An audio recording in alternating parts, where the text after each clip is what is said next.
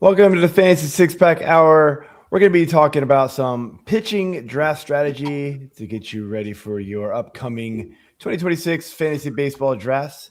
We'll be right back. The Fantasy Six-Pack Hour.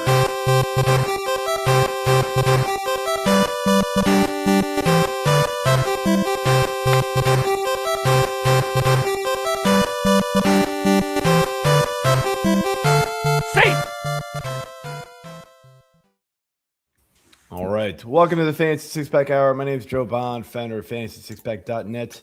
With me over here, AJ Applegarth. On the other side, Corey Pieper. How's it going, fellas? It's going. It is going. Yeah, we got some Olympic action going on. Pitchers and catchers arrived.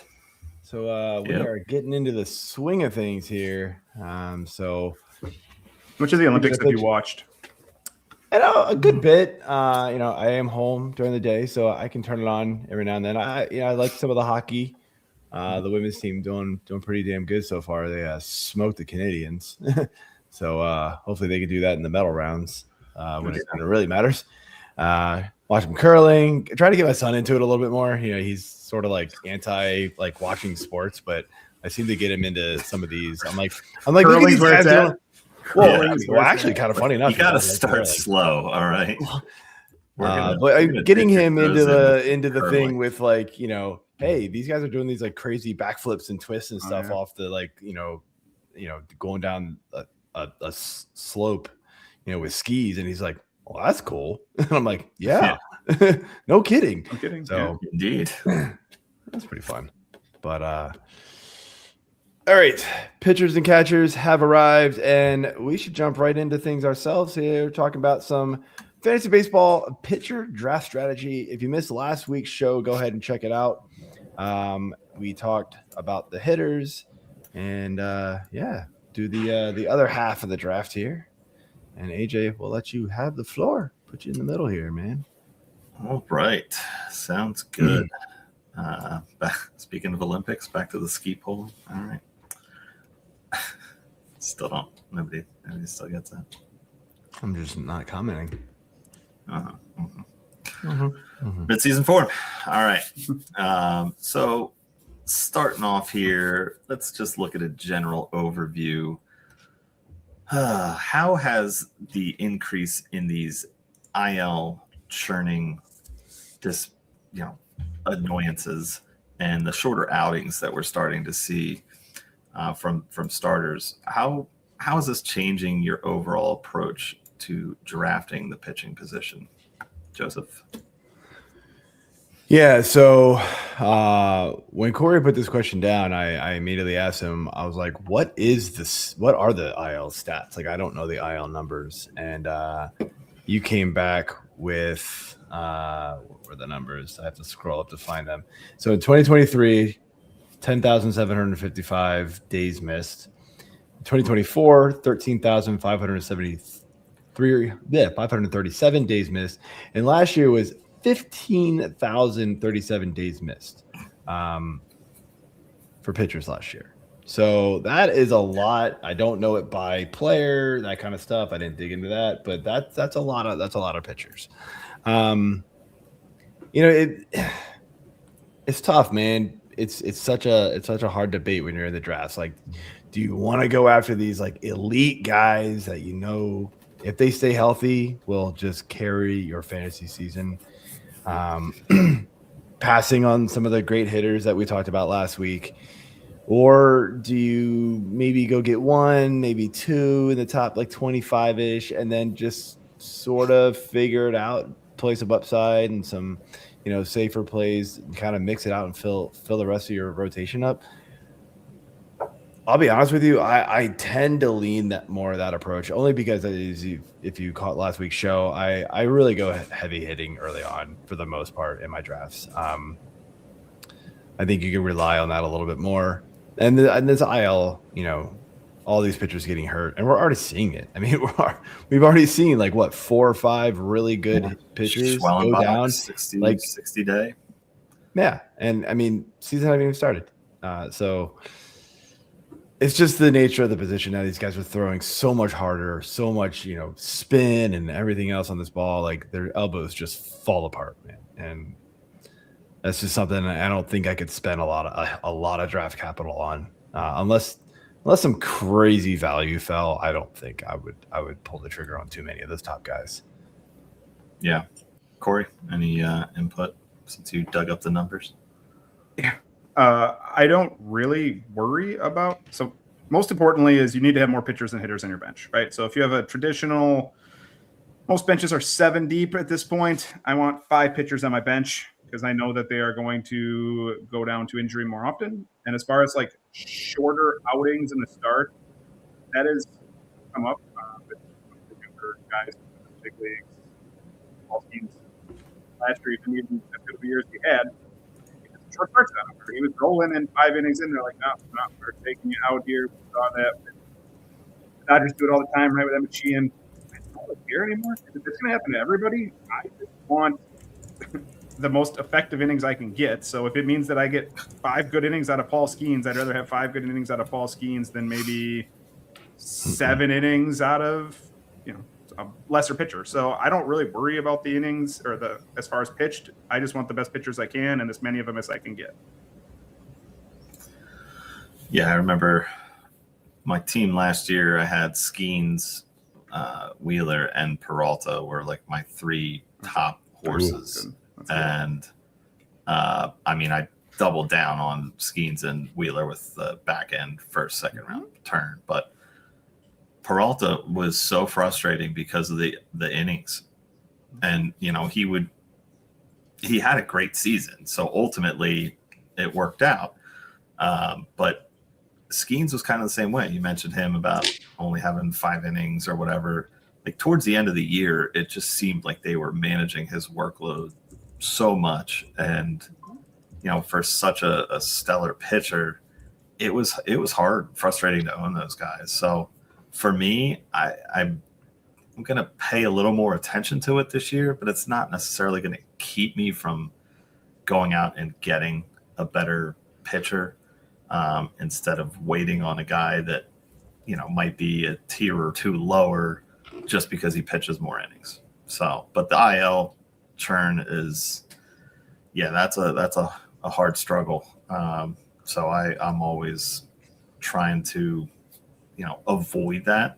Not possible, but on the flip side of that, there's also the plan of drafting IL guys who start the season on IL later, or just waiting on them till the ends of drafts and just kind of throwing something at them. You slide them into an IL slot, and then you pick up whatever bench guy you want. So that's a different strategy as well, but. I did that with Woodruff last year. So you say you did the double starter. I double tapped. But that's a points league you're talking about, right? Yeah, that one is those do matter. Head-to-head points. That does make a difference because pitchers kind of tip the scales in a weekly head-to-head format. Now, if it was a roto format, I don't know if I would have done that. No. If it was categories and stuff like that, I definitely wouldn't have hit that. The points, that league is also used to be really pitcher heavy. The scoring was so lopsided into pitchers.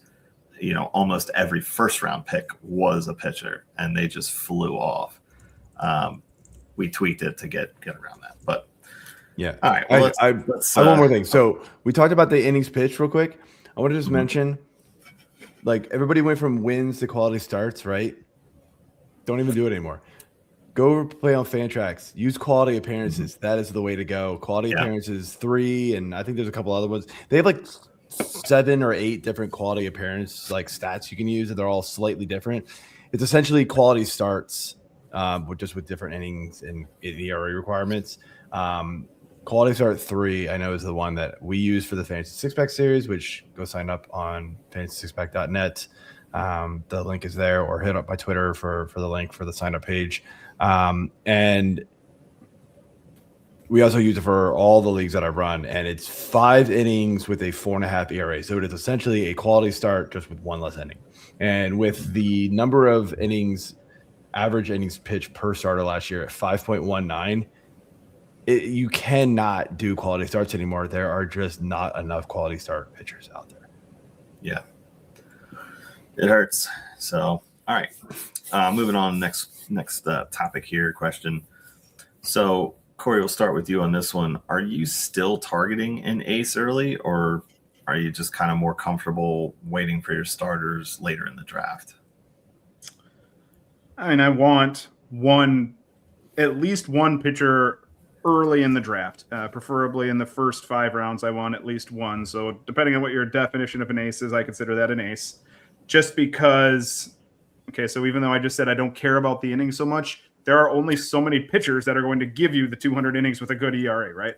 And because of that, you almost need one of them. After that, the mid-tier guys, I don't really care about. I just want as many of them as possible. But I want someone early who I feel can give me – it used to be 200. Now it's not even 200. It's like 180 innings. If I can get 180 innings of a good ERA and a good whip and you're only going to get that in about the first 5 rounds of a draft. So I want at least one of those guys. All right, Joe. I mean, I know you're always targeting more hitters, but are you still trying to get that pocket ace? Yeah, I definitely want at least one of the top, ideally top 10, no less than like top 15. I think there's 15, arguably 16 guys that I would feel comfortable as like my SP1. Are they going to be Scooble? Are they going to be Skeens and Crochet and those guys? No, but you don't have to have Scooble to win your league, right? I mean, and that's the thing. Like you can get, you know, I'll take a Reagan's and a Dylan Cease or a George Kirby or something and be perfectly fine. You know, I got to take them a little closer together. But at that point, I've loaded up on hitting before both of those guys are drafted on my team, and I'll be perfectly fine with the combination of those two. All right, yeah, I'm kind of the same way. I like to get at least one, you know, solid guy that I can depend on. You know, and kind of just set the rest of my pitching staff from that. If value falls, you know, mid rounds, and there's another guy that I like who I was targeting earlier but didn't pull the trigger on, then I probably would at that point, just to, you know, build it out. You kind of got to zig when everyone's zagging, or zag when everyone's zigging, whichever way you want to go. So. All right. I'm going to go diagonal. All right. So with the pitching volatility being higher than ever now, how do you weigh the risk versus reward when you're drafting your starters? Joe? I think when I'm looking at like the starters that I'm taking early on, like, I'm sorry, Jacob deGrom could come out and be Cy Young. I'm going to miss on that one. Like, I don't want that risk anymore. He's just been too hurt. And like, did he have an amazing season last season? Absolutely. But I'm just not taking that chance at the draft costs. He also showed some warts last year. You know, it wasn't the elite Jacob deGrom that we were, you know, used to seeing. And he had innings restricted near the end, I believe, too. So, guys that have kind of come out of nowhere and maybe done it like just once, right? Like the breakout guys. Yeah, Christopher Sanchez is kind of one of them, right? Like he blew up last year and was awesome. And don't get me wrong, he was great the year before, but now he's going as like a top 6 to 8 pitcher off the board. I don't know if I could trust that. Like if I'm going to take somebody that high up, I want somebody who's been there and solidified himself for a couple of years. And I'm not going to take a chance on like a one-off guy in the first, 4 rounds in my draft. Later on, I'll take some chances and, draft some guys kind of on the up. Like I'm a fan of Nolan McLean this year. Draft costs a little high, but like it's doable, right? It's just inside the top 100 overall for ADP right now. Guys like that, like, and then the other part I'm not going to do, like the risk, right, with the volatility that really can get you, is guys that are dealing with lingering injuries. And, Corey brings up this all the time in Discord and in our chats, right? Like Josh Hader coming off that shoulder injury. He talked about it in the top 10, relief pitcher video that we did. Coming off the shoulder injury, you kind of want to see him do it in the spring. Well, it's already talking about that it's not feeling so great. So kind of cross him off your list. Like if he falls a few rounds, maybe, but probably not going to, right? Like, so that kind of thing. So it's really just kind of evaluating the pitcher, what they've done in the past, and how often they've done it in the past. And then, whether or not they're coming into the season healthy and where the draft cost is. Like if you're talking like a 20+ round pick and the guy's not super healthy, but he's got like top 10 round pick value, if he comes out healthy the whole year, then I'm probably going to take a chance on that, right? But those guys are not super easy to find. Yeah, definitely not. Corey? So in this sense, volatility isn't like injury volatility or innings volatility. It's just performance from start to start, right? So Joe's talking about Christopher Sanchez. I don't consider him volatile. I do. I agree with him on Jacob deGrom. I will not, again, and I got burned on it last year, right? I think we all kind of said we weren't going to take Jacob deGrom, and he was generally pretty good. But I would still not take Jacob deGrom with at his value. And then you get to like the mid-tier guys. That's where the real questions start to hit. Because most of the guys at the top, the reason they're at the top is that they're not inherently volatile. But like by the time you hit, Nick Pivetta, Spencer Strider, Nolan McLean, just because he doesn't have that long track record, Tyler Glass now, like the volatility in that range is you have to determine what you want. Like, are you okay with the ERA risk? Because you're going to have to, back to the old boring thing, right? You're going to have to find someone to balance off that ERA risk. But they're not going to, those guys, Tyler Glass now pitches 150 innings. He might strike out 200 guys too. Do I think he's going to do it? No. But that's the volatility that we're talking about, is you have to be willing to take on some of the ERA risk in exchange for the strikeouts, because the guys at the back end will not give you the strikeouts at those, 15 to, it's a huge chunk of pitchers between like 15 and 50 roughly. And I don't know who's going to turn out the best out of that, but you need to get, that's why you want a lot of them. That's why I want a lot of them, is just because you need a couple of them to hit. But volatility is something where you have to realize that you're going to get it out of any pitcher, just because, like Joe said, like you're throwing the ball 95 miles an hour with your elbow. So you're going to get injury risk. All it takes is a slight tweak to your like form, and it can go really rough in a hurry. We saw AJ's guy, Jesus Luzardo, last year had like 3 starts in a row where he gave up, I want to say 8 earned runs or something like that. And he's a top 20 pitcher this year. Like, you just eat that brutal stuff. Yeah. And so that's the type of stuff you have to understand. You're getting that out of nearly any pitcher. And it sucks when it hits, but you got to be able to ride that wave on the really good pitchers. Mackenzie Gore is one that just screams out to me as like fits that exact definition. Yeah, it was so awesome last year at the beginning, and then just was like the old Mackenzie Gore, where it's like, yeah, he's really bad, and then he's really good, and then he's really bad, and then he's really good again. It was really strange. Yeah, he was an interesting case for sure last year. And then there's Aaron Nola that does it every other year.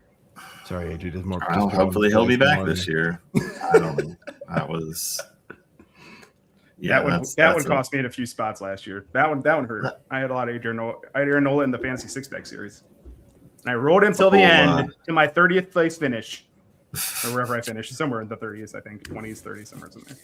And I did right there, a different kind of volatile. So, all right, let's jump into our next segment here, and we're going to talk into roster construction. So, Joe, we'll start with you on this one. How early is too early to draft an ace in today's fantasy landscape?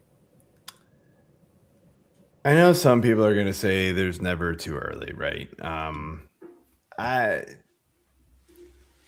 I will say I probably will never take one in the early first round, even the mid first round. Like Skeens, I'm not going to have, or sorry, Scooble, I'm not going to have any Scooble this year because he's going right around like 5 or 6 or 7. Like that's kind of where he's going. I want the hitters there for the most part.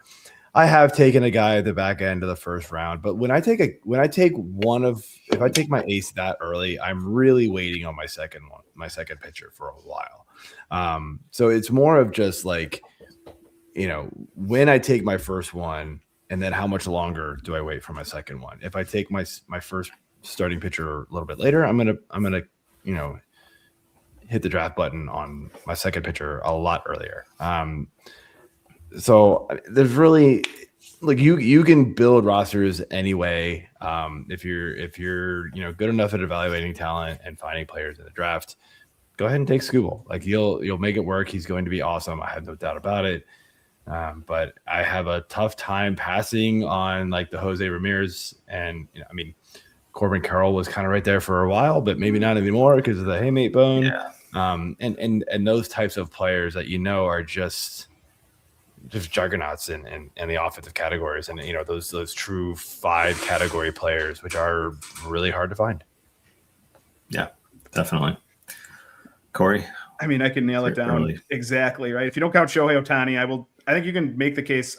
I can make the case for Scooble at 6. Right. I can't get him because, like Joe said, you can't get him above Ohtani, Aaron Judge, Bobby Witt, Jose Ramirez, or Juan Soto. I cannot get Tariq School above those guys or Paul Skeens above those guys. If you want to, at that point, you can take him at 6. I would have probably been fine taking him over Corbin Carroll. I will, in most of my drafts, I will still take Elly De La Cruz. But after that, I'd be fine taking Tariq Skubal. I think the safety of Tariq Skubal almost outweighs the so hitter volatility, right? Like Ronald Acuna is really injury prone. Right. Ronald Acuna is really injury prone, right? And Julio Rodriguez is going to start off really cold. And Fernando Tatis is not exactly a proven thing. So if you want the safety of a pick, I just said pitchers are volatile, inherently volatile. But we're talking the back end of the first round, and I don't know if I consider any of those hitters extremely safe. I think they'll get there at the end of the year, but I don't know if you want to just plug and play somebody. Take Tariq Skubal at 6. Take Paul Skeens at 6. I'm not going to fault anyone for doing it. Yeah. Yeah, I don't know. It depends on the league settings. Obviously, if you're head-to-head roto or just straight categories, I'm not against taking pitchers early. Obviously, last year I did, but again, that was more of a points pitcher heavy league. Yeah, I'm looking at this list here and the same guys, like you said. Carroll, no thanks anymore. Acuna, I do like Elly. It drops off after that, Tatis, Tucker. I will take my first pitcher before I take Cal Raleigh, though. Yep. Okay, next up here then.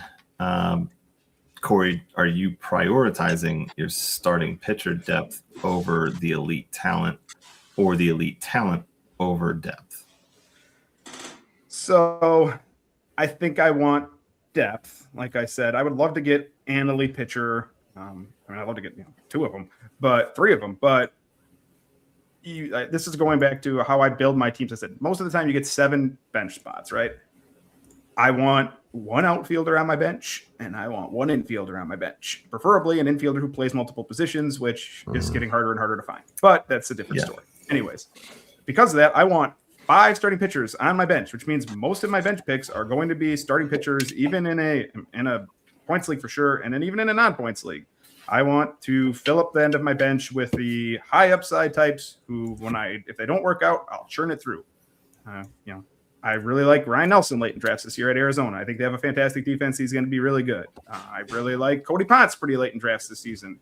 Coming back from the KBO, going to Toronto. Like I want that type of player on my bench in case it hits. If it doesn't work, I'll give it a month. If it doesn't work, churn it out, right? Find somebody else. Joe and I get along on a lot of things. Joe is much more aggressive streaming than I am, which is fine. It works for him. He won the league over me this last year, so good for him. He got lucky, but I am more likely to stick to it. Tell that to my 4th championship. Yeah. Well, I was only in League One time, so It Okay. was lucky, but Spring I'll get him training this year. shots fired. I'll get him this year. But I think like Joe's more likely to stream than I am. I'm more likely to hold it, and either one can work. I want a lot of guys on my bench though in case it doesn't work, and I will go from there. So one elite guy, but then I will just fill in the rest. Okay. Joe, pretty much. Well, so I know your am response, I but- am depth over elite talent because, like, as I've mentioned so a lot of times so far already on this show, I do not draft a lot of the top end guys. It's just what I don't do. I've been very fortunate and been able to find those like mid-round players that sort of hit. Like last year, I was all over Hunter Brown, kind of seeing him make the climb. Peralta went pretty late last year. Not late, like I mean, ADP of 110. Like Joe Ryan wasn't a slam dunk last year, but he, at 109 last year ADP, like that felt pretty late. And the ERA wasn't great for him, but a lot of other things were. There was just those like 100 to 150, 60, 70 picks. Like you can find some dudes, man, like who have talent but haven't totally proven it yet. That's where I'm going to take the chances and go after a bunch of those guys and just hope that, I'm right on seeing the talent there and that like, yeah, okay, they haven't done it for a full season yet, maybe, or whatever it is. And so they're not going early in drafts, but next year, right? Once they have this really good year, they're going to jump up. And what are we talking about? Hunter Brown is ADP starting pitcher 10 right now. Christopher Sanchez is number 6, right? Even Joe Ryan's, SP 21 right now, which is higher than last year, even though it wasn't the best year for him. It felt like there's just guys like, in that range that you can get that can be one of the elite guys. And so I'm going to take the depth of that pool of players. Now I'll say this, Corey, like, I don't know when you talk about like you want a lot of pitchers on your bench, are you talking more like weekly roto leagues or are you talking like daily leagues? Because I don't stream really in like roto leagues too much. I stream in your head-to-head like weekly leagues where you need to, and it has to be like a daily format too, where you can churn pitchers around. Because also in that format, I don't want to drop my really good hitters, right? So I'm gonna have a couple more hitters on my bench that like on the Thursday, right, where there's not as many games usually, I'm gonna get a few more, at that slot in some hitters on my bench that you don't have because you've got more pitchers. And then I'm just gonna, maybe churn the last couple of, average starters and go after the guy playing the Rockies on when they're not at Colorado. And that was a big thing for me last year. It was just like go after the team playing Colorado when they're not in Colorado. And even that you could sort of go after at times. So yeah, Colorado doesn't play like it used to, not as much. Mainly because Colorado doesn't play like they used to. yeah, exactly. Not the city, the team. Mm-hmm. So, so that's where I would say with depth. I'm not as much as hold them on my bench, but as much as I just want a bunch of like, I'll fill my roster with more of the depth players than the elite players. Yeah, and just for reference, Colorado is a state, not a city. You just said it was correct. I did. Just said it was a city. I was like, I didn't For those who are say that. I was like, listening. thank you for the geography lesson, but okay, I think I was aware. But I know what you mean. As soon as you said it, I went, oh, I did say that, didn't I? Whoops. Oh, well. Yeah, not the city, the team. Nope, not that either.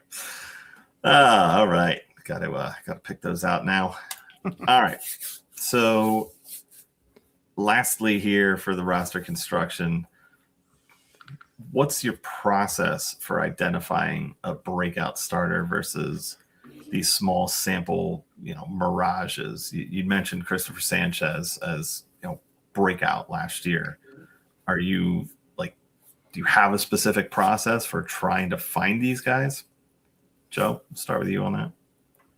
I think some of the stuff I look at Colorado? is do they play in the city of Colorado? If they do, then I'm not interested. No.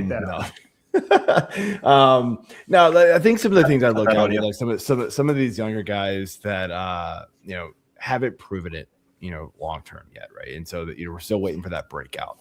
I'm looking at stuff like K per 9. I'm looking at stuff like FIP and home runs allowed and that kind of stuff. I'm looking at, you've really got to dig deep into some of these like StatCast numbers, these like, and it's really hard to do, for everybody. But when you're trying to do the rankings and things like that, those are the types of guys that you've really got to dig deep into. And, you look at like pitch counts and whether or not they're going to be able to pitch even enough innings to really qualify as like a breakout. Like you've got to be careful with some of these like younger guys that, they only pitched like 85 innings last year. So what, they're going to get to like 110, 115 max. We've seen bigger jumps lately with innings pitched than we used to, but it's still really hard to rely on that, I feel like. So to me, like I said, I really think it's K per 9, K to walk ratio. It's a big one too. Like I want to make sure they're not just walking a ton of guys. Because if you're walking a lot of guys, you're bound to just get just crushed. Walks are a deadly thing for pitchers. So those are the types of things that I really look at that kind of call out to me right on top of my head. All right, Corey. Okay, so I can go my order here. The first one I sort by is K minus walk rate. So kind of like what Joe's talking about. I sort by K minus walk rate, and whoever pops on that list. Then I dive in a little deeper. Then I go to whiff rate. So I just want to see, okay, are you actually striking people out because they're like chasing and they're missing your pitches, or where does it go from there? So this is all on like StatCast and Fantrax. I go on for K minus walk. Then I go to whiff rate. Then you just look, okay, so why are they getting it? And this is where it can take time if you have it. And I understand not everybody has the time for this, but then like, okay, if you're really looking at the StatCast, do they suddenly have more velocity? You want that, except for the fact that then you get worried that they're going to get injured. So if there's a sign that they have more velocity, I like that. But then you get worried that they're going to get injured. And then I look to see, okay, is there a new pitch that's being super successful? And did they switch the usage, right? So like Christopher Sanchez, right, added some velocity last year. That's part of the reason he broke out. On top of already having an amazing ground ball rate. And that's, I think, part of the reason why I'm fine with him at pick 4. And maybe, Joe said he's not. That's fine. But like that's the order. I start with K minus walk rate. I work to see if they're actually getting strikeouts, and then why are they getting strikeouts? Now, it takes a while. Not everybody can do that. But that's the order for me. And that's a good reason. Join the Discord. Like that's the type of stuff that we can talk about in there. But if you don't have the time, that can be hard to do. And even better, become an all access member of a Fantasy Six Pack. Just use our cheat sheet while they draft. All that stuff's built into it. I guarantee it. Yeah. A lot of the guys that like I built it with kind of my, with my own formula. It uses projections and things like that. But I evaluate the players based off things like that. So a lot of those breakout guys are higher up in the cheat sheet than you would see ADP. And those are the types of guys that you can go get a round or so earlier and you'll be happy you did. Yeah. The breakout guy that I'm looking at, and I could be completely wrong, I'm going with Andrew Abbott this year. Just simple stats, looking at, how he's increased. His ERA was, up closer to 4, and he was all the way under 3. So maybe this is the mirage, but maybe he could really pull it out, and this could be his breakout. So just a name drop. All right, segment 2. Well, I guess technically 3, but starting pitching. We'll dive into this a little bit more here. Corey, start with you on this. So in a 12-team league, what's your target number of anchors? As in like a top 25, 30 pitcher. What's the number of anchors you want to have? Okay, so we started at the very top in the last section. It just broke down the aces, right? So I want one ace, right? Like top 10. I picked 30 because that's kind of like where I get technically it's 34 pitchers is what I consider anchors. Whatever. It's just a rounded number, right? I would love to have 4 of them. I don't typically get 4 of them. I will typically get 3 of them. I would love to get 4 of them, just because these are the pitchers. When I said the word anchors, just denotes players that I think should health be there, and that's just, you can't predict that, right? It should health be there. These guys can strike out 180 plus without hurting my ratios. That's where I come up with 34 names. Will they all do it? Probably not. Some of them will let me down. I'm sure of that. It's pitching, but those are the 34, and I want 4 of them if I can. More likely I am to get 3. All right, Joe, how many anchors you trying to drop from your ship? Yeah, if we're talking like the top 34 range, the question said top 25 to 30, but if we extend it to like top 34, 35, I would say I would at least want 3, and that's probably about as far as I'm gonna get. I'm trying to look at the ADP of just the starting pitchers right now. So like the top 34, it's around 120. 120. Like the first 10 rounds. Oh yeah, I'll probably actually now that I see their ADPs, yeah, I'll probably have at least 4 of these guys by that point. Because like I said, I'll probably take one of the first. I would like one of the top 10, but it just doesn't always fall that way. So I'll probably at least get one of the top 12. And then if that happens, I'm gonna kind of attack pitching a little bit quicker to make sure I get some of those, higher up anchors per se. And so that's how I would attack it. And like the other thing with anchors, right? It's not just the number of strikeouts for, and low ERAs and whips. That's absolutely part of it. But it's just, you expect these guys, assuming health, to be able to go 180 plus innings. And the farther down you go, you get guys who just, they're going to have more and more rough outings. And so they get pulled or, shuffled around the rotation now and then. And so that, you just lose innings the farther down you go, it feels like. And so that's another part of trying to target these earlier guys. How many pitchers do you think threw 180 innings last year? 15. I would say 11. It's actually a little more. It's 21. But here's some of the names on here. Now you got to tell me, like, okay, so we're talking about Jake Irvin. Jake Irvin got to 180 innings. Were those 180 useful innings? Probably not. Tanner Bybee, I guess he was not very good relative to where he was drafted. Merrill Kelly got there. Zach Littell got there. I don't know. We had exactly 3 pitchers get to 200. So if you're saying that you're going to get 20 again, I'd really like 2 guys that can get me 180 innings is honestly what it comes down to. I want 2 that I know are going to get there. But out of an opportunity of, I think 34 guys have a chance to get there, I would like to have 4 opportunities at that. Probably what's going to end up being 20 pitchers. So what I'm hearing is you're real high on Irvin this year. Going to be on all your teams. Yeah, that's the guy. I did roster him Make sure early that on. was- See, Exactly. That's Joe streaming right there. A Jake couple of Irvin times was his I took him. His carry. I took him I know. and hey, early on he had a couple of really good starts, and then I was like, nope, you suck. Get off my team. He's much more aggressive at it.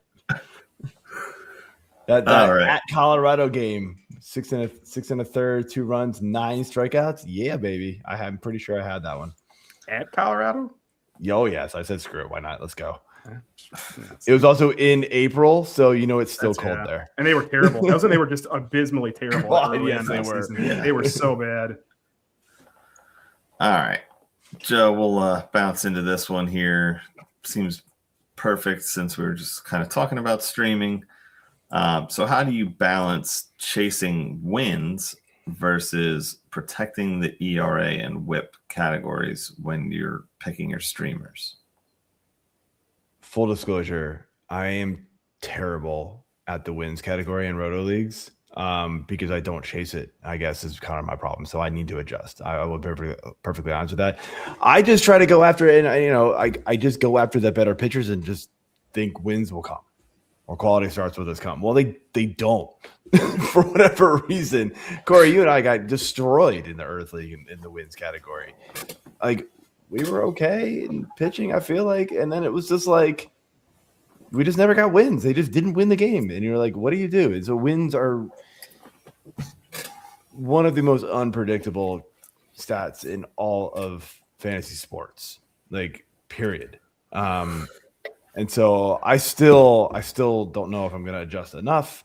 I need to talk to people who play in more NFBC leagues and maybe figure out what the hell they do. But I still am a firm believer of get the better pitcher, and hopefully the wins will come. Unfortunately, guys like Paul Skeens play for Pittsburgh and just the wins don't come, but like, you're just going to have to bite that bullet and get those elite ratios, elite strikeout numbers, and then just hope you can find some wins later.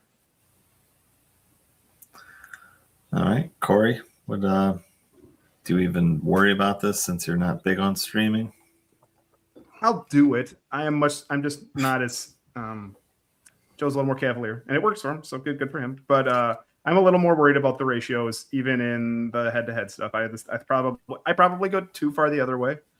But as far as like chasing wins concerned, it's a fool's errand. You're not going to do it. I was just looking at a list from last year. Brady Singer had more wins than Tariq Skubal. I don't know if Brady Singer's even being drafted right now. Like that's the type of stuff where you just can't do it. You just take the best pitchers. Brandon Pfaadt had 13 wins. I feel like he had a 5.25 ERA and was generally terrible. Like, he had more wins than Jacob deGrom. Yes. He had more wins than Under Brown. Like, you just take the best pitchers. You hope they pitch 5 innings with a lead, and there's nothing you can do about it. It is a strange stat that is still widely the standard. Like Joe said, you can switch it to quality starts, you can switch it to quality appearances, whatever, but the actual standard is still wins. So we still bank off of that. Just get the best pitchers and hope that it works out. And they have a lot of them. That's where I go back to. Like, I have a lot of them, and hopefully you can find some 2-start options in there or something. But wins are a weird category. I don't even know if like quality starts is a good category anymore, just because guys just don't really pitch long enough. But Carlos Rodon, this is wild. He actually had 18 wins and 18 quality starts. I don't think I've ever seen that. Games, Joe. Yeah. I don't think I've ever seen that. Brady Singer had 14 wins and 15 quality starts. That's DeGrom, 12 wins, 14 quality starts. Another guy just not going deep in the games. Kyle Freeland had 14 quality starts last year. That is wild to me. 5 wins. Had 14 quality starts. I would never have in a million years have guessed that. No. He had the same number of quality starts as Jacob deGrom. Like, I cannot believe that. Wow. I mean, this is it right there, right? Sleeper pick, Paul man. Skeens, Sleeper pick. 10 wins, 20 quality starts. And we talked about a bunch, like, in the beginning of the season, they were holding back his innings. They finally let him go a little bit longer into games, like after the halfway point. But that just proves to you that the wins is just not a good category, in my opinion. I don't know. There's the old school diehards that will just never let it go. I'm over it. I do not want to play in wins leagues if at all help it. I will take quality starts still, even though it's a tough one as well. Yeah. And I would like to just point out that Corey called you cavalier, which is basically asinine. Since we are Hokies, we should never be compared or called cavaliers, or the like. So, man, I'm just pulling out the stops everywhere tonight. Next up, Mr. Cavalier Insult, we will start with you. How are you adjusting your pitching strategy dependent on the league? So head-to-head points versus roto leagues. Oh, I'm up. I am up. Sorry. Up?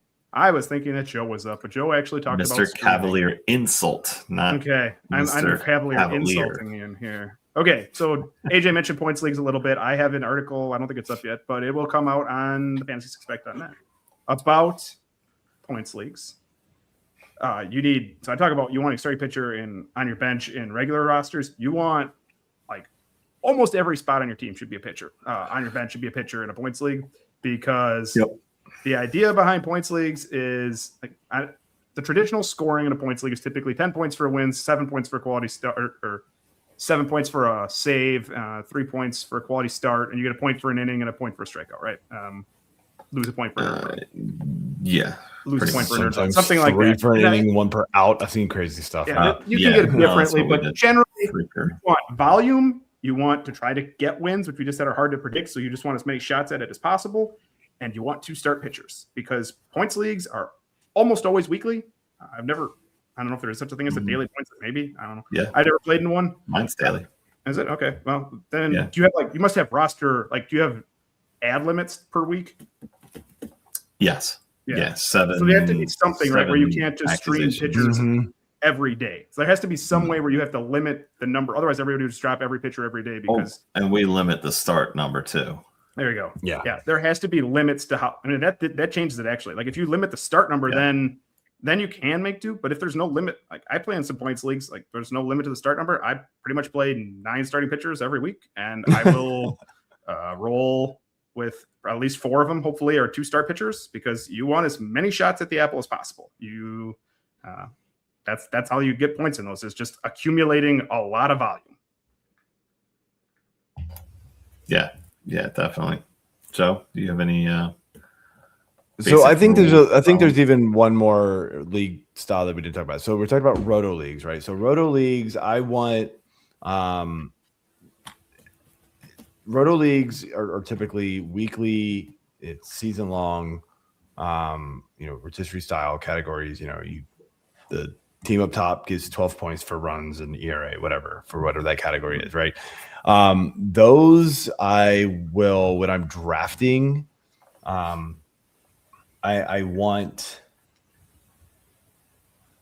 do want safer pitchers that I can rely on, especially early on, right? And then I'll take my chances on the waiver wire and hope I can get some of those elite waiver pickups early in the season that can carry me all season long, right?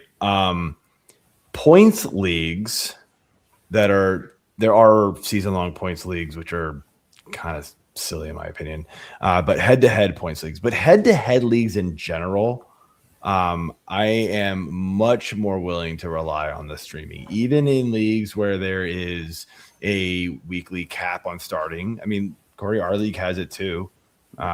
I still stream because even with 4 pitchers on my bench, sometimes it's hard to hit the starting, the start limit every week. Yeah. And there's a lot of 6-man rotations now. There's guys that just get skipped for some reason. There's a rain out or something. And so even weeks where I thought I had 12 or 11 or whatever it is, I come into Saturday and I'm like, why do I only project to have 8 starts now? What happened? And it's all these guys just randomly missed and it happens. So, the pitching strategy in any head-to-head format, I'm much more willing to rely on some of the streaming options. Now, I'll say this in points. I will go much heavier into pitchers because, yes, at the end of the season, you're going to look at the total number of points and your hitters will almost always outscore your pitchers overall in the year. So it really skews the look and the way you should drive it. If you just look at total points, but total points. This guy, the number 25 hitter outscored, Hunter Brown last year. No, not really. In a weekly format, the problem is that those elite pitchers will score 25 points an outing. Maybe 2 of your batters will score 25 points that entire week. So those pitchers just tip the scales in a weekly head-to-head format. So that's why pitchers are so much more important in head-to-head points leagues. Yeah. I mean, the in limit, your typical ones, yeah. Even with that limit, I'm like you said, there's plenty of weeks where I have none of my guys have 2-start weeks, and it's just the way that the schedule falls, or the guys that did have a rain out or something happens, and their second start gets pushed. So I'm streaming in those weeks just to try to hit my cap.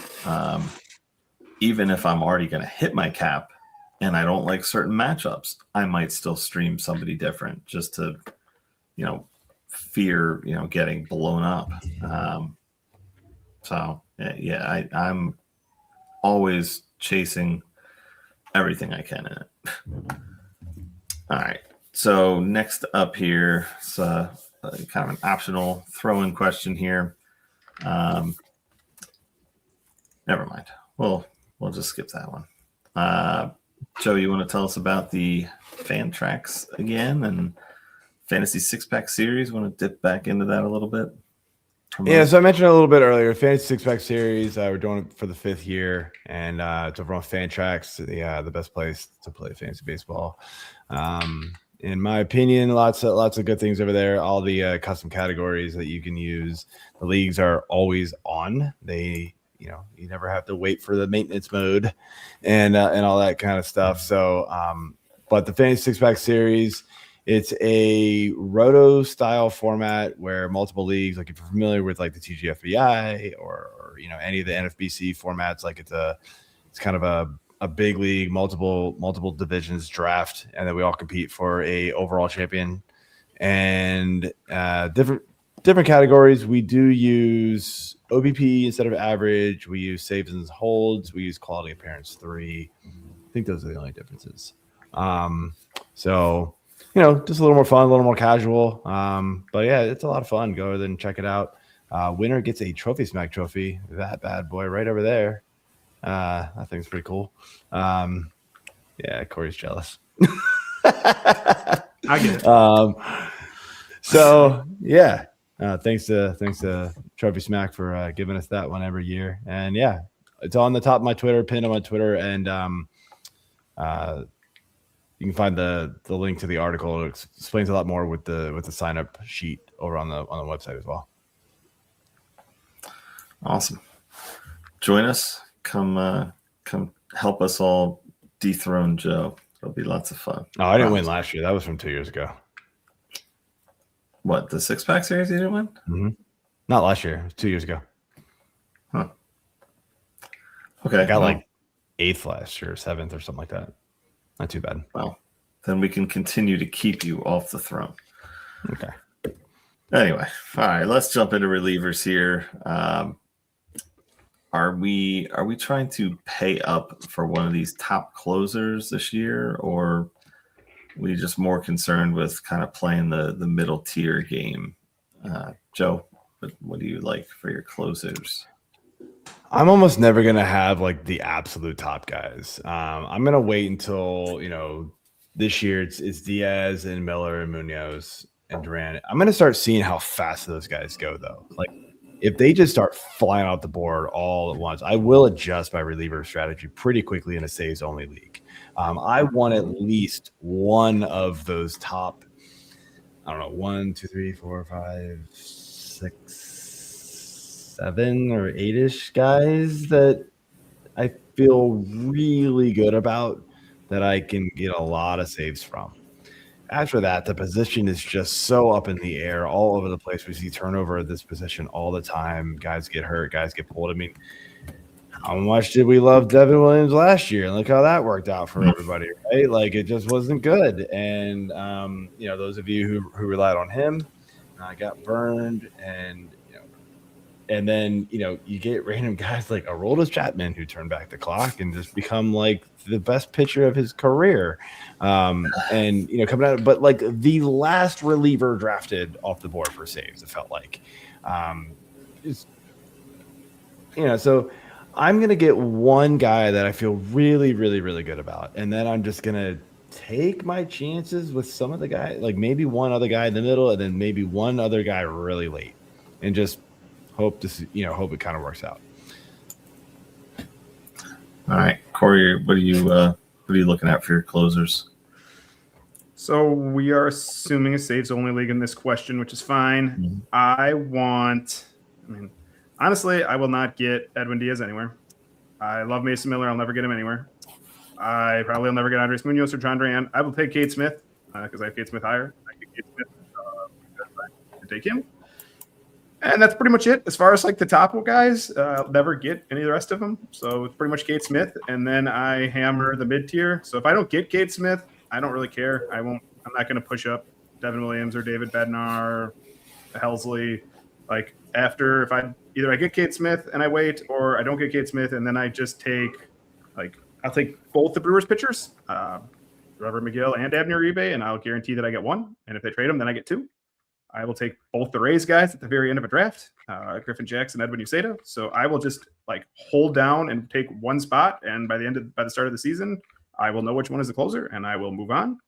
I just take the high upside strikeout arms. I'll take Brian Abreu in Houston, who's probably going to start rising substantially.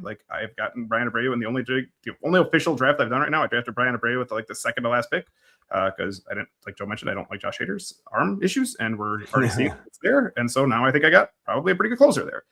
So I don't really ever take. I said, I will take Cade Smith just because I think he's an amazing value. I think he should be the second closer off the board or third at worst, and he goes fifth or sixth. And after that, I will just hammer the mid tier. All right. Yeah, I'm pretty much in the same boat. I don't hate having one of the top guys, but if I do get one, I'm waiting and waiting and waiting. Even most of the leagues I play in are saves holds now, so we'll get into that here. It's though. so hard. Evan Diaz's ADP right now is 43. You're passing on guys like Rafael Devers, Rooker, Hunter Green, Max Fried, Bryce Terang, Roman Anthony, Wyatt Langford. You're passing on some really top-notch hitters for arguably, a one category which saves, hopefully elite. And I get it, elite K per 9, an elite ERA, an elite whip. But these guys, especially in a roto league, pitch for your other pitchers that are going around that range, right? If we assume those guys get 180 innings, right? Or even 150, 160. A Edwin Diaz and a Mason Miller are probably at best pitching 65 innings. You're talking a third of fewer innings. So the ERA and the whip aren't as beneficial. Beneficial to you. Sorry. Yeah. Good. Yeah. I know you're going. They don't impact your ERA and your whip like those starters will at that range. And yes, you want those elite guys, but I can handle my reliever not having a 1.8 ERA and it having even a 3 because it's 55 to 60 innings. It's not as impactful. It doesn't kill me. It doesn't hurt me as much. But he'll still get me, 30 saves. And that's all I really care about.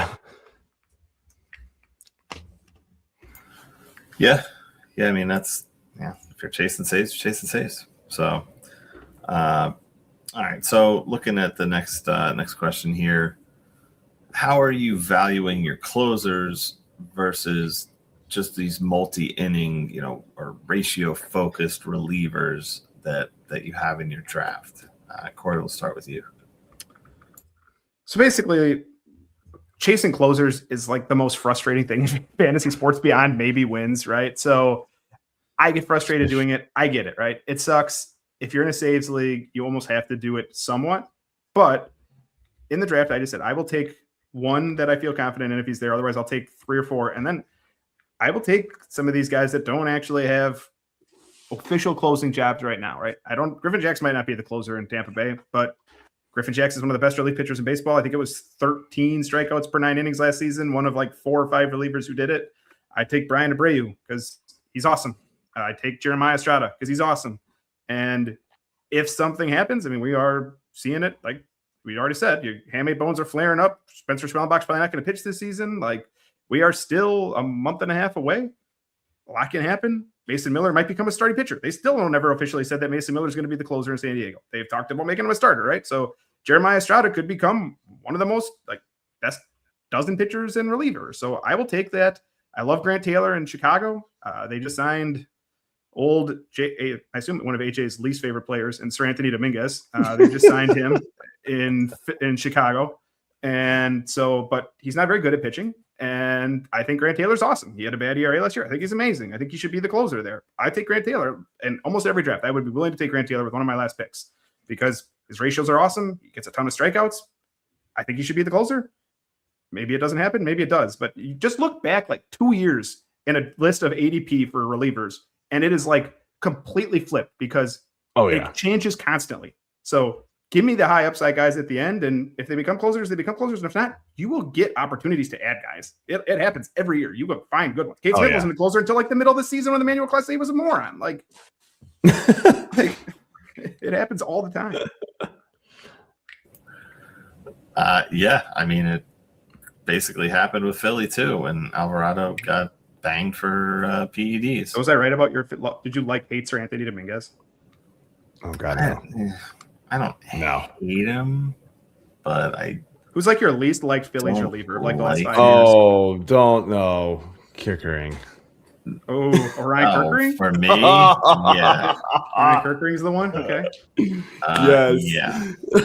That is AJ trivia that I know the answer to. I'm going to get a Kirkering bobblehead that I'm going to whittle out of BBs at wood myself and paint a big no circle on his face. Oh my gosh. But I will say I don't necessarily blame him for the Phillies losing last year to the Dodgers. Shitty play, but there was plenty of other things that caused that. So before that, absolutely. Fuck that guy. But for last year, I'll give him a bit of a pass. God, you gave AJ the floor to a Phillies rant. Don't do that. Mhm. Phillies bullpen rant. Let's get clarified here. No, that's the worst one. Exactly. All right, so I'll give my answer to this one real quick. It's short. I don't really. I just do not draft these like multi-inning, these non-saver guys. I will if it's at the end of the draft, like Corey, and I don't have my saves kind of solidified, I'll take a chance on one or two in hopes that they'll find the job. But as soon as they don't, goodbye. You're not on my team. You're not rosterable if you don't get saves, in my opinion. I know people are trying to tell me, and you'll hear from different podcasts and different sites, and it doesn't add up to me. Like, but you get these elite ratios. Again, I just said it. The number of innings that you're getting from these guys, unless it's like a weekly head-to-head league, then the ratios matter. But if it's a full roto league for a full season, those 60 innings out of however many that there are for you, 1,400, not going to dent your ERA and your whip all that much. So not worth it. But yeah, speaking of Phillies bullpens, we need to go back to this man. The late Brad Lidge. The legend. Oh, man. Say Jordan Spector arts card that he came out with. So one of the specialer editions, limited to number 10 out of 141. Just saying. Can I say something about Joe's quick here? So if you play, he's talking about head-to-head leagues. If you do a head-to-head categories league and there is no innings minimum and you play a weekly, I am perfectly fine just playing it relievers. And winning ERA, whip, and saves. Yeah. If there's no innings minimum. If they force you to have starting pitchers, that's different. But if you can, otherwise, I will roll like 6 or 7 relievers and win ERA, whip, and saves, and then get the rest, just load up on hitters early. But you got to check. That's all about knowing your league rules. I've seen that tried in our league, but it almost never works. They're not as good as me. So 21. It almost never works. They're not as good as me. That's it. But I mean, because then at that point, right, 1 or 2 blow up outings and you're toast. And ours is saves holes too. Like ours is not just for true, saves. but even when it was just saves, like it didn't matter. Like it's you get 1 or 2 blow up innings and your ratios are garbage, and then you're then you're left streaming with the crap of the crap because everybody else has streamed all the good ones. So good luck. Yeah, That's a tough one, man. It's a strategy. I've seen it, but it's not one I like to do. Yeah, I feel like that could either work awesome or it could totally backfire, like weekly. So, and if you have that one ace, though, you could throw him in, and then that hopefully offsets some of these. Typically, I still try to get 2 starting pitchers, like good ones. Yeah. Like the Cole Reagans, like the really high strikeout guys early, and then I would just backfill it with all the awesome relievers like my Grant Taylors and Brian Abreu's. But it's a very league specific thing. I'm not trying to advocate for that. Sure, it's a very league specific thing. You can win like that. Yeah. All right. So last question here. In the leagues that basically we all play in with saves and holds, how does this change your approach for looking at the traditional closers? Joe, I'll start with you. Yeah, basically, really, your typical closers get downgraded a lot. There's just so many guys that can get holds and then you can use these guys that pitch in the 7th or the 8th inning who have sometimes the better ratios and the better strikeout numbers. So especially the bottom tier of the closers, you could just immediately just not even worry about drafting. Now I will say, there are certain cases where I still prefer, like in a tiebreaker, if it's a closer versus the 8th inning guy, right? And I'm looking at them, I'll take the closer. Because more often than not, like if you're going to look at like the saves and the holds leaders, there's guys get more saves than they do holds. Yep. The middle of the rotation changes constantly. That closer role doesn't, right? And so that's the one that's kind of usually locked in. Maybe unless they pitch 2 days in a row, they'll get the 3rd day off, that kind of thing. But typically they're going to be in that spot almost every opportunity that comes up for that team. But the guy that pitches in the 7th inning or the 6th inning, if there's like a bunch of lefties that come up and he's a lefty, maybe he's not pitching, right? Or if he's a righty, maybe he's not pitching. Sorry, said that backwards. That kind of thing. So that's why that's the only difference. Corey, anything to add? Okay, so saves holds economics 101 is that supply and demand are tied together. So adding saves holds in just raises the amount of supply substantially. So you do not have to spend nearly as much to get the saves plus holds. Joe's right. Always like a tiebreaker, saves over holds guys. But as far as it's concerned, like when it comes down to saves plus holds leagues, all I really look at it are strikeouts per. I look at K percentage. You do K per 9, whatever. Like just pick the best ones. As long as their ERAs, like as long as they're getting strikeouts and the FIP says that they're deserving this, just go off that list and work your way down until they're all gone. That's my basic advice. Is strikeouts matter more than anything as long as they're not completely killing your ERA and WHIP. Yeah, high strikeout guys definitely good, and that kind of ties in with that previous question a little bit with the multi-inning guys.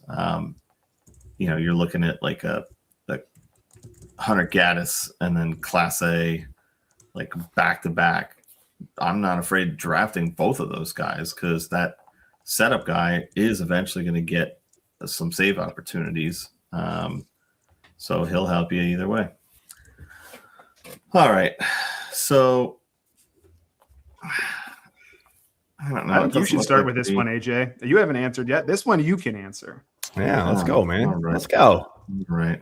So our closing question here is to build your ideal staff, and basically what we would look at as a pitcher mix by round 10. Oof. Yeah, I like this. I think you've heard basically from Corey and I throughout the show kind of how we would build a staff through round 10. So let's go. Yeah, let's say you normal like category. Your points leagues are different. Yeah. Let's go like a normal categories league. So normal categories through, I would say rounds 1 to 3, I will have at least one starting pitcher, possibly two, depending on value. After that, I would think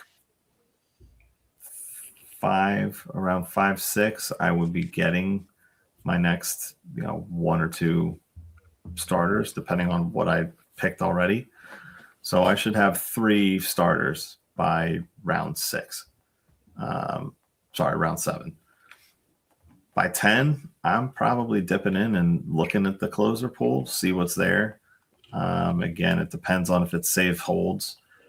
But I mean, that doesn't factor in a whole lot, but I would like to get, I do like to get one of those guys, the top guys, just to try to lock it in. Last year I kind of waited on it a little bit more and lucked into Munoz and Mason Miller. So worked out pretty well. Walked into Mason Miller waiting? How'd that happen? He was like the number 2 starter reliever off the board. I don't know how that happened. I think, maybe I did it's take a points league. Well, relievers Munoz are diminished in points leagues for sure. Yeah. So that's and we only start. Again, your points league doesn't count. Yeah. So, but yeah, I would say by round 10, I'm probably 3 starters deep and possibly one closer. You're a little more aggressive at it than the two of us. I think the It's ratio of pitchers is about there for me, but it's where you're taking them. You take them a little higher up than I would. At least the sheer volume of them within the first 5 or 6 rounds. Nah, I need more hitters than that early on. Yeah, I only really want one. I want one starting pitcher in the first 5 rounds. If it's really somebody amazing, I'll take 2. Otherwise, I just want I want to make sure I have at least 3 by round 10. 3 starting pitchers. I couldn't care less about the reliever. Unless Kate Smith's just an amazing deal. Otherwise, I couldn't care less about a reliever. Yeah. Agreed. Right. Okay. Now we start to talk about actual players next week, not just strategy. Look at that. What do we got? Yeah, what do we got next week? Is it busts? Busts. Next week I will not be here, so no, we're gonna do it early, you doofus. You keep telling me that. Gosh, sorry. AJ, this guy throwing you guys off. Just seeing if you're paying attention. Bust over here, jeez. Because I'm not. You just got that, huh? All right. So as Corey said, I'm laughing at myself. We'll be doing bust next week. We're going to record a day early, but still drop it on Thursday night. Sleepers the next week, and then come March, we'll hit up our mock draft and all that kind of good stuff. We'll roll from there. But thank you for tuning in. Make sure you hit that subscribe button, that like button, and fantasy6pack.net. Become an all-access member. F6P pods to save 15%. That's what we got. See y'all next time.